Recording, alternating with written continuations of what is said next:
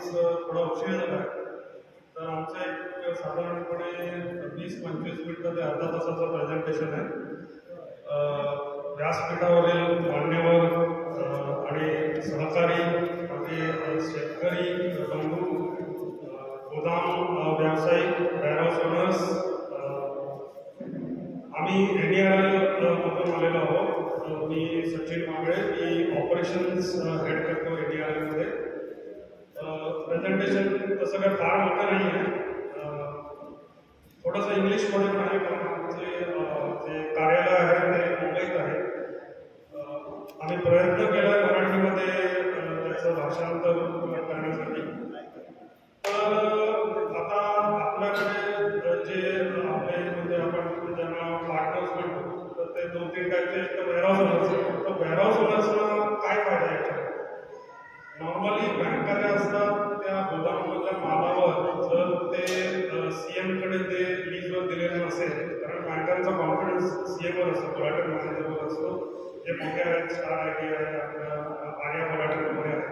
पण जर तुम्हाला तुमचं व्यवहार जर चालवायचं असेल, तुमचं गोदाम जर तुम्हाला स्वतःहून चालवायचं असेल, तर एकच उपाय आहे, WDRA रजिस्टर करा. WDRA रजिस्ट्रेशन झाल्यावर तिथे बँका तुम्हाला आपोआप मिळतील आणि सगळ्या टॉपच्या बँका मिळतील. SBI पासून PNB, पंजाब नॅशनल बँक, सगळ्या पब्लिक सेक्टर बँका आणि प्रायव्हेट बँका तुमच्या वेअरहाऊसमधल्या मालावर लोन द्यायला तयार होतील, जर ते WDRA रजिस्टर असेल तर. ज्या गोदामधारकांना आपलं स्वतःहून जे व्यवहार चालवायचा आहे त्यासाठी ही एक, कारण ही केंद्र सरकारच्या अंडर येतं, हे ministry of food and consumer अफेअर्सच्या अंडर येतं WDRA, warehousing development and regulatory authority. जसं आपल्याला RBI माहिती आहे, रिझर्व्ह बँक ऑफ इंडिया, जे बँकांना रेग्युलेट करतं. SEBI आहे, जे सिक्युरिटीज मार्केट, इक्विटी मार्केटला रेग्युलेट करतं. रेग्युलेट म्हणजे थोडक्यात देखरेख करायची. तर हे WDRA त्यांच्या ज्या वेअरहाऊसेस रजिस्टर होतात त्यांची देखरेख करतं. तर वेअरहाऊस ओनर्सला हा फायदा आहे की ते रजिस्टर केल्यावर तुम्हाला स्वतःचं वेअरहाऊस स्वतः चालवता येईल, कोणाला ते भाडे तत्वावर द्यायची गरज नाही. डिपॉझिटर्सना, तिकडे शेतकऱ्यांना जे माल ठेवतात त्यांना हा प्रमुख फायदा आहे की स्वस्त दरामध्ये सगळं म्हणजे CM चे चार्जेस मला वाटतं खूप जास्त असतात, 0.5%, 1% वगैरे ऑन द लोन अमाऊंट ते चार्जेस घेतात. वेअरहाऊस रजिस्ट्रेशन चार्जेस बघितले किंवा ते NDRL चे ट्रान्झॅक्शन चार्जेस बघितले, टोटल चार्जेस 0.2% वरती जाणार नाही, याची आम्ही गॅरंटी देतो. ते CM च्या चार्जेसपेक्षा तर फारच कमी यामध्ये तुम्हाला ही सिस्टम मिळत आहे. आणि बँकांचे व्याज जर सुद्धा म्हणजे SBI माझ्या माहितीप्रमाणे 0.25% इंटरेस्ट रेटमध्ये सवलत आहे जर ENWR असेल तर. तशाच काही अजून बँक आहेत, ICICI बँकमध्ये ते सवलती दरामध्ये, व्याज दरामध्ये त्याच्यावर फायनान्स करतात. तर आता आपण प्रेझेंटेशनकडे वळूया. तर 2 मुख्य फायदा डिपॉझिटर्सना आणि वेअरहाऊसला मी आता कव्हर.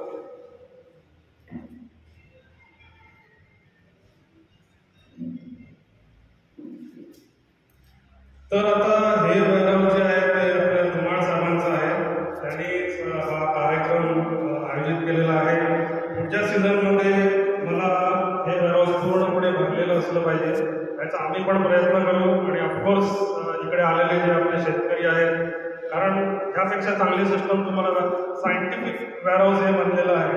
WDRA ने याची खबरदारी घेतलेली आहे हा रजिस्ट्रेशन सर्टिफिकेट देताना की हे CWC किंवा BI स्टँडर्डच्या प्रमाणे, म्हणजे असं नाही की कुठे बनवलं आपल्या छोट्या प्लेन हाईट पासून त्याचे हे इंटिरियर्स, त्याचं फ्लोरिंग, त्याचं छप्पर, entry exit points, fire fighting equipment, cleaning and grading, way bridge, हे सगळं WDRA बघतं. त्याच्या व्यतिरिक्त सिक्युरिटी डिपॉझिट असतं, इन्शुरन्स मॅन्डेटरी असतं, म्हणजे ठेवीदार जो आपला डिपॉझिटर असतो त्यांनी डोळे झाकून इथे माल ठेवून जावा आणि परत जेव्हा तो 6-8 महिन्यांनी 1 वर्षाने माल घ्यायला येणार तेव्हा त्याची जी क्वालिटी असते त्या मालाची ती ओरिजिनल क्वालिटीच असणार त्याची, याची खबरदारी तर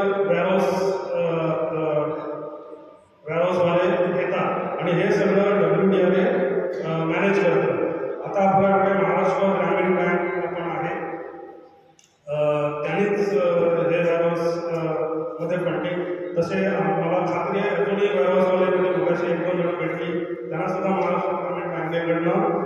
त्यांच्या मालावर कर्ज पाहिजे आहे, तर आपण ते ग्रामीण बँकेशी बोलूच. ऑफकोर्स असं नाही आहे की वेअरहाऊस बेस्ड झालं म्हणजे तिकडे SBI येणार, ICICI बँक येणार, असं काही नाही. वेअरहाऊस करायला जी बँक पाहिजे असते ती आम्ही तिथे आणून देतो.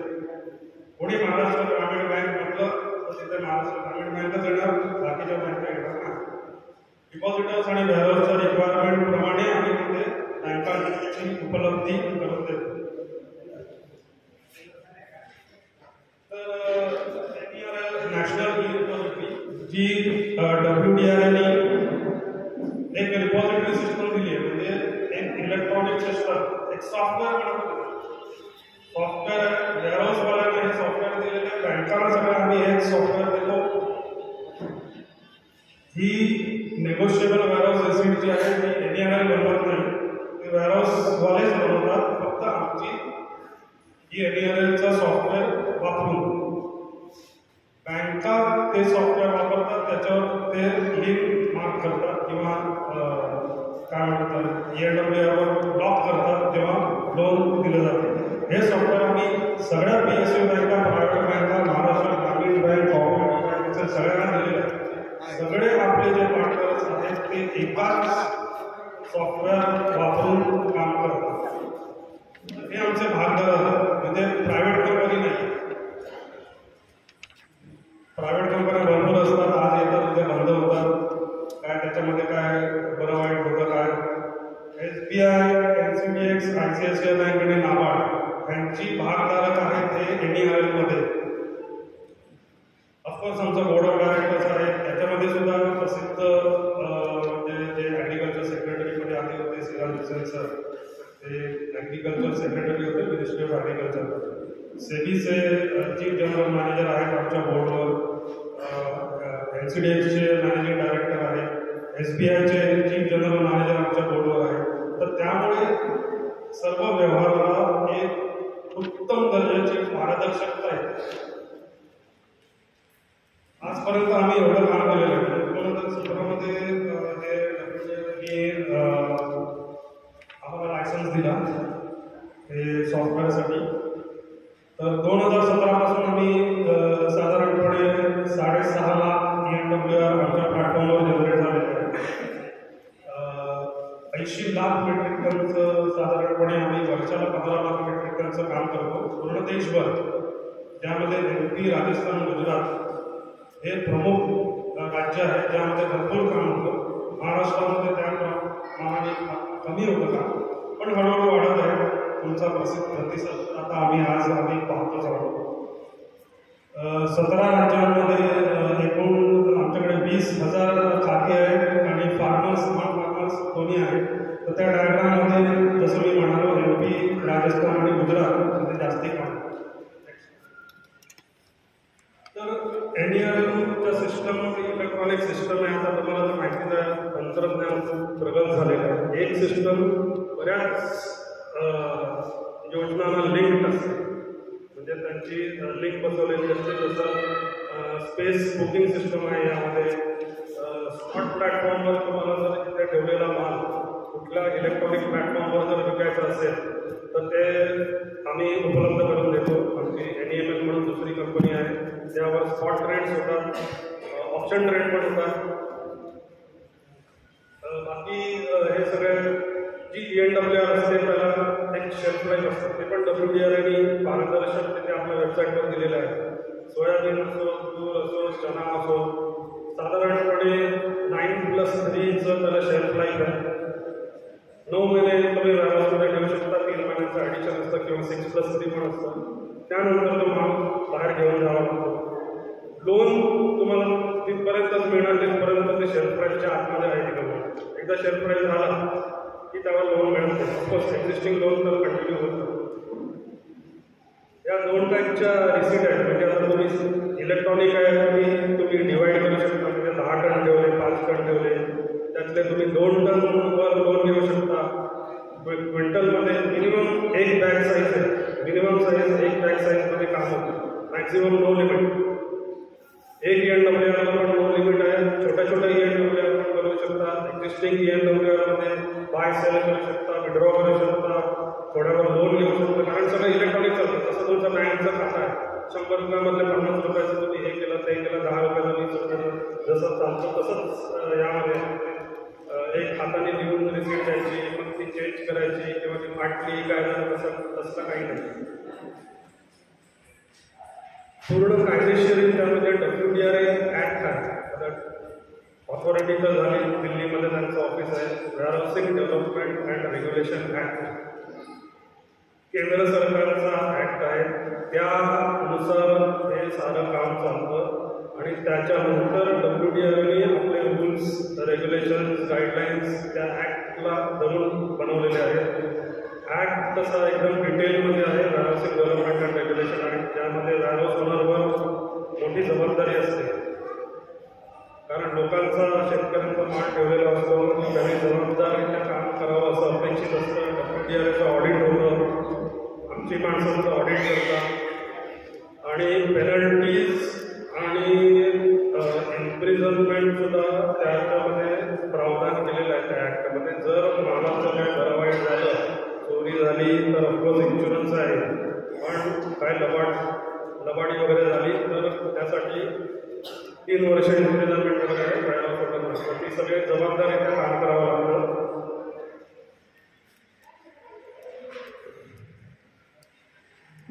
तर हे बाकीचे फायदे आहेत. एक अकाउंट ओपन करावा लागतो डिपॉझिटरला NERL मध्ये. तो अकाउंट ऑफकोर्स वेअरहाऊस ओनर आपल्याला गाईड करतील किंवा आमचे महाराष्ट्रातले रिप्रेझेंटेटिव्ह पण आहेत. एक अकाउंट जसा बँक अकाउंट असतो तसाच तो अकाउंट आहे. तो शेतकऱ्यांनी किंवा डिपॉझिटरने आयुष्यात एकदाच तो ओपन करायचा आहे. तो नंतर शेवटपर्यंत ज्यांचे ऑलरेडी अकाउंट आहे त्यामध्ये ते किती पण माल ठेवू शकतात. दुसऱ्या स्टेटमध्ये असू दे, कुठलीही कम्युनिटी असू दे, जसा बँक अकाउंट असू दे, एक अकाउंट ओपन करायचं. त्यानंतर तो माल घेऊन जातो वेअरहाऊसमध्ये. वेअरहाऊसमध्ये त्याचं टेस्टिंग होतं टॅगमार्क नावाच्या हिशोबाने. एक महत्त्वाचं आहे म्हणजे तो माल त्यात जर ENWR असेल तर तो माल त्या टेस्टिंगमध्ये पास झाला पाहिजे. ते सुद्धा ट्रान्सपरंटली वेबसाईटवर 2 ते 3 ते 4 ग्रेड्स असतात. त्याचे 1-1, 2-2, 3-3 पॅरामीटर्स असतात. आणि वेअरहाऊसवाला ते ऑफकोर्स काही कमोडिटीज केमिकल टेस्टिंगसाठी जातात, काही व्हिज्युअल इन्स्पेक्शननी त्याचं टेस्टिंग होतं. टेस्टिंग झालं की ती ENWR बनते. ENWR बनली त्यावर लोन मिळू शकतो. सगळ्या बँका जसं मी आधी सांगितलं त्यावर लोन द्यायला तयार असतात. लोन एकदा परतफेड झाली त्या कर्जाची की वेअरहाऊस ओनरने ती ENWR जी बनवलेली असते ती एक्सटिंग्विश करायची असते जेव्हा माल बाहेर जातो. नाही तर असं नाही व्हायला पाहिजे की डिपॉझिटर माल घेऊन आम्ही इथे इलेक्ट्रॉनिक बॅलन्स इथे दिसतोय. तर क्रिएशन आणि एक्सटिंग्विशमेंट त्याच्या 2 जबाबदाऱ्या वेअरहाऊस ओनरवर असतात. जर तुमच्यापैकी कोणालाही गोदामाची नोंदणी करायची असेल WDRAकडे तर आम्ही मदत करतो. साधारणपणे त्याला 30 ते 45 दिवस लागतात. म्हणजे आजपासून जर अर्ज केला तर तुम्हाला पावती मिळेल 3 दिवसांनी. अर्जाची पडताळणी करणार ते, मग प्रत्यक्ष इन्स्पेक्शन करणार, त्यासाठी डॉक्युमेंटेशन वगैरे असतं आणि नोंदणी प्रमाणपत्र तुम्हाला मिळणार आजपासून 40 दिवसांनी. ते 5 वर्षासाठी चालू असतं. त्याला रजिस्ट्रेशन सर्टिफिकेट म्हणतो आपण.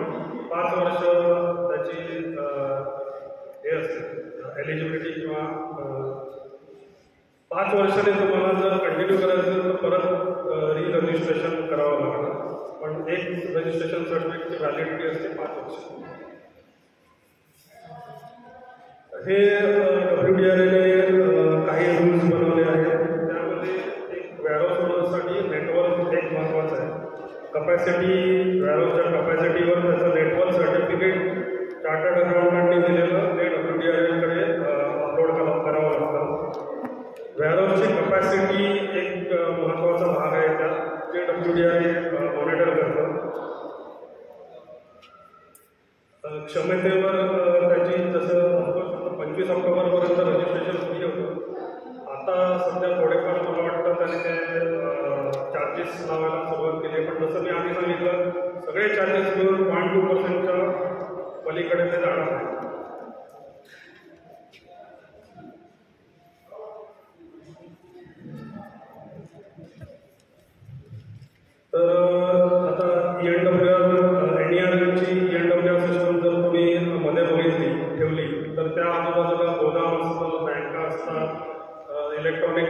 प्लॅटफॉर्म असतात. बाकी गव्हर्नमेंटकडे सगळा आपला डेटा जातो, कारण APIs आहेत जे WDRA, त्यामुळे ते गव्हर्नमेंटला पॉलिसी बनवण्यासाठी, जसं आता ही क्रेडिट गॅरंटी स्कीम म्हणून एक आलेली आहे, सरकारने 1000 करोडची क्रेडिट गॅरंटी स्कीम दिलेली आहे, फक्त ENWR आहे. त्यामध्ये बँकांना ती क्रेडिट गॅरंटी स्कीमचा लाभ मिळू शकतो. फार्मर्ससाठी इंटरेस्ट सबसिडी आहे जर ENWR असेल तर, आणि जर त्यांनी किसान क्रेडिट कार्ड घेतलेलं असेल तर मुद्दा आहे की सरकारच्या बऱ्याच योजना आहेत त्या फक्त ENWR साठी आहेत, आणि जे फक्त रजिस्टर्ड वेअरहाऊसमधूनच WDRAच्या रजिस्टर्ड वेअरहाऊसमधूनच मिळू शकते.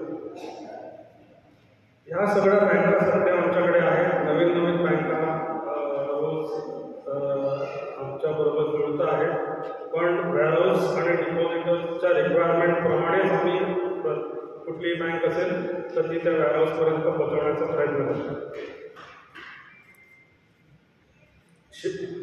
ठेवीदार असतात, काही शेतकरी असतात, व्यापारी असतात, प्रोड्युसर असतात, कॉर्पोरेट्स असतात, हेजर्स, आर्बिट्राजवाले असतात जे एक्सचेंजवर वगैरे काम करतात. आणि ठेवीदारांसाठी फायदे काय तर तुम्हाला एक सायंटिफिकली मॅनेज्ड वेअरहाऊस मिळणार आहे माल ठेवण्यासाठी. नॉन रजिस्टर्ड वेअरहाऊस म्हणजे ते कसंही बांधलेलं असतं, त्याचे काही नियम नसतात, त्याचं फ्लोरिंग हे जाऊ फायर फायटिंग उद्या काय तिकडे नुकसान झालं कोण बघायला नसतं. पण ही एक सरकारी योजना आहे ज्यामध्ये हे सायंटिफिक स्टोरेज केलेलं असतं, त्यामुळे ठेवीदाराला हा फायदा आहे. कन्सेशनल इंटरेस्ट रेटमध्ये त्यांना लोन मिळतो. ते ENWR पार्शली क्रिएट होऊ शकतात, पार्शली त्याच्यावर लोन मिळू शकतो. हे सगळे फायदे आपल्याला आहेत.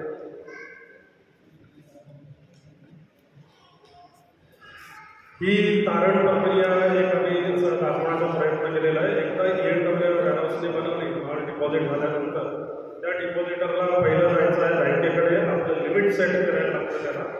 ही प्रक्रिया सिस्टमच्या बाहेर आहे. एकदा त्याचं लिमिट सेट झालं की तो आपल्या जिकडे अकाउंटमध्ये ती ENWR असेल ती तो एक इन्स्ट्रक्शन देतो की बँकेच्या पॉकेटमध्ये जाऊन सिस्टममध्ये जाऊन बँकेला दिसते ती बँक त्याच्यावर लिंक मार्क करतं, ती ENWR लॉक झाली, बँक त्याला कर्ज देणार. सोडवताना सुद्धा आधी त्याला बँकेचे पैसे द्यायचे, बँक लिंक हटवणार, ती ENWR फी होणार, मग तो वेअरहाऊसमध्ये जाणार, माल घेऊन जाणार, वेअरहाऊसवाला ENWR एक्सटिंग्विश करणार. हे सगळे व्हॅल्यू ॲडेड सर्व्हिसेस आहेत. ऑडिट आहे, इन्स्पेक्शन आहे, स्पॉट प्लॅटफॉर्म आहे, सर्वेलन्स आहे. एक इन्शुरन्ससाठी सुद्धा NERL टायअप आहे इन्शुरन्स ब्रोकर्स बरोबर. तर त्यामध्ये सुद्धा तुम्हाला आम्ही इन्शुरन्सची पॉलिसी ज्या मॅन्डेटरी आहे, 3 पॉलिसीज मॅन्डेटरी आहेत WDRA मध्ये रजिस्ट्रेशनसाठी. फायर आहे, फर्टिलिटी आहे आणि बर्गलरी आहे. सोलार जर कोणाची सोलारची पण काही रिक्वायरमेंट असेल सोलार प्लांट लावायची तर त्यामध्ये सुद्धा आम्ही रेफरल देऊ शकतो. हे काही जागरूकता, जसं हा पण एक प्रकारचा जागरूकता कार्यक्रम आहे, तसे आम्ही देशभर करत असतो. AP, तेलंगणा आहे, तामिळनाडू आहे, कर्नाटक आहे, साऊथमध्ये पण नॉर्थच्या हिशोबाने थोडं कमी काम असतं, देशभर तसं थोडंफार प्रमाणामध्ये काम चालू असतं. तर आता रजिस्ट्रेशनच्या बाबतीत किंवा डिपॉझिटर कोण असतील, शेतकरी असतील, शेतकऱ्यांना ॲक्च्युली जे डिपॉझिटर आहेत त्यांना कमी दरामध्ये ट्रान्झॅक्शन चार्जेस असतात NERLचे. इव्हन WDRA मध्ये जर FPOचं वेअरहाऊस आहे तर त्याला सुद्धा कमी चार्जेस, नेटवर्क रिक्वायरमेंटची शिथिलता. म्हणजे सांगण्याचं हे आहे की जिथे शेतकरी नॉन शेतकरी असतील त्यांना ऑफकोर्स थोडेसे जास्ती चार्जेस आहेत, पण जिकडे शेतकरी इन्व्हॉल्ड आहेत, डिपॉझिटर असू दे, वेअरहाऊस असू दे, त्यांना एकदम कन्सेशनल रेट मिळतात प्रत्येक ठिकाणी. तर तो एक फायदा असेल. जर आपल्याला आता काही प्रश्न असतील रजिस्ट्रेशनच्या संदर्भात किंवा प्रोजेक्ट करण्याचं किंवा अजून कुठल्या आयडिया असतील तर त्या आम्ही उत्तर द्यायला तयार आहोत.